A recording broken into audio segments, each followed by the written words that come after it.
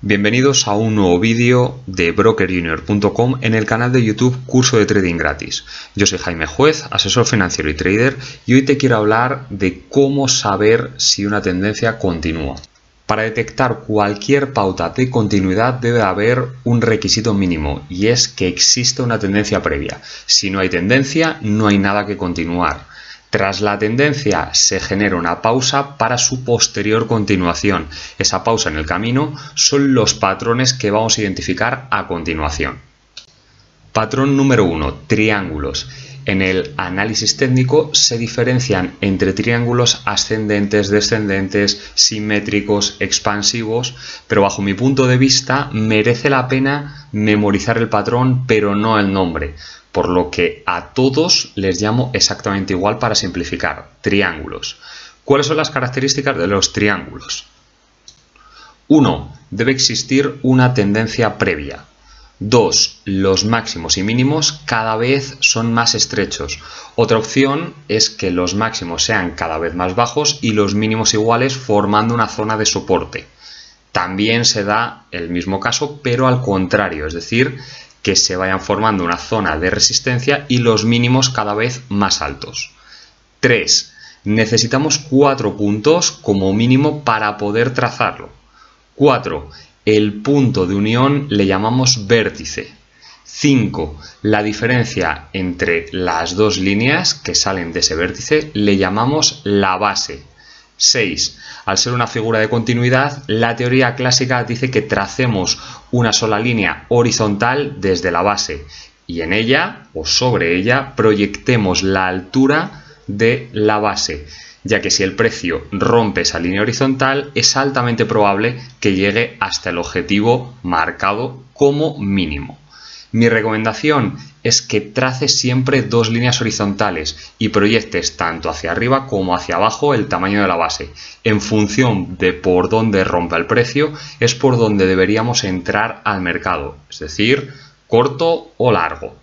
Por lo tanto, puede darse el caso de que una figura de cambio sea una figura de continuidad o también, como es este caso, una figura de continuidad se convierta en una figura de cambio. Por último, verás en muchos libros que una figura en vez de triángulo se le llama cuña, bandera, banderín, gallardete. La diferencia teórica es que, unas apuntan hacia un lado y otras hacia otra. Sin embargo, en la práctica no cambia prácticamente nada. Por lo tanto, insisto, olvídate de los nombres, llámale a todo triángulo y memoriza el patrón para reconocerlo y actuar lo más rápido posible. Patrón número 2, banderas. En principio es un patrón de continuidad, sin embargo se puede convertir en un patrón de cambio en ciertos momentos. La tendencia previa debe ser muy vertical y a esa le llamamos mástil. ¿Cuáles son las características de la bandera? La primera, pues como acabo de comentar, debe existir una tendencia previa. Esa es la que debe ser muy vertical y la llamaremos mástil. El segundo punto, los máximos y los mínimos se mantienen en niveles aproximados formando una especie de rectángulo. Tercero, necesitamos 4 puntos como mínimo para trazar ese rectángulo, para trazar dos líneas, una por arriba y otra por abajo. 4. Al ser una figura de continuidad, la teoría clásica dice que tracemos solamente una línea horizontal desde el final del mástil y a partir de ahí proyectemos la altura de este, ya que si el precio rompe esa línea horizontal es altamente probable que llegue hasta el objetivo marcado como mínimo. Al igual que antes, mi recomendación es que traces siempre dos líneas horizontales, que proyectes tanto arriba como abajo y en función de por dónde rompa, entrar al mercado. Como curiosidad, cuando sucede que la bandera gira la tendencia, se le llama BART. ¿Por qué? Por Bart Simpson. ¿Cómo es que llega este nombre? Bueno, pues esto llega porque el mástil hace la primera parte de la cabeza, la zona de pausa donde se forma la bandera es como si fuese el pelo y luego vuelve a caer la tendencia con otra especie de mástil que sería lo que cierra la cabeza. Esto es muy típico en el mercado de criptomonedas. Patrón 3, la vuelta en V. La vuelta en V es muy fácil de reconocer por su forma, pero muy difícil de aprovechar por su velocidad. Las características principales son 1, que aumenta mucho el volumen, 2, que caiga el precio verticalmente hasta un punto, 3, que rebote en ese punto y recupere el 100% de la caída.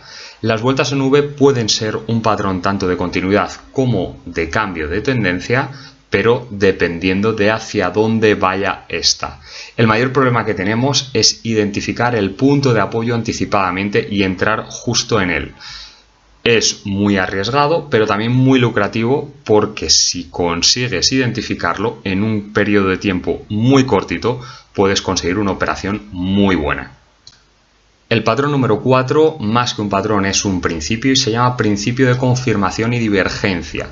Llamamos principio de confirmación cuando dos o más indicadores nos aportan la misma señal o la misma información apoyándose unos a otros y por tanto confirmándose.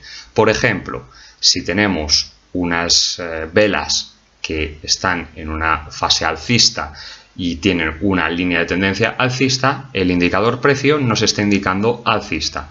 Si además hay un aumento de volumen, el indicador volumen nos indica alcista.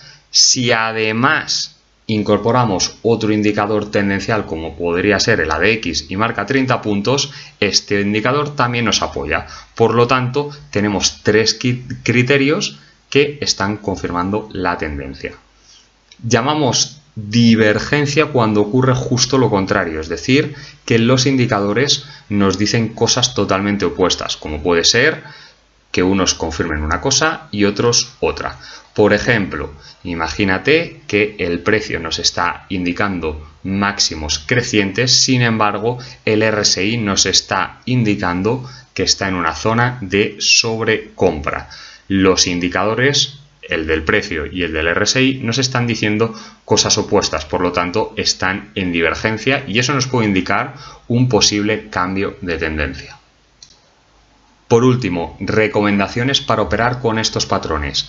Se puede operar tanto dentro de la figura o en su ruptura. Eso va a depender del espacio temporal en el que estemos. Por ejemplo, en day trading, bajo mi punto de vista, no es recomendable operar dentro de la figura, ya que la formación será muy pequeña y será muy arriesgado. Sí que es recomendable operar sobre la ruptura de la figura, poniendo lógicamente el stop loss en el lado contrario de esta. El objetivo será buscar la altura aproximada del mástil o de la base que hayamos marcado y proyectado a futuro.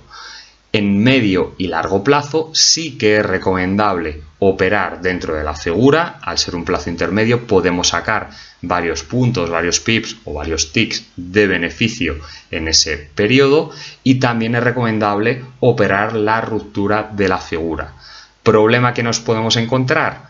Que se puede dilatar mucho en el tiempo. Al ser un largo plazo o un medio plazo, se nos pueden ir semanas, meses o a lo mejor años, dependiendo del aguante y la confianza del trader en su propio análisis.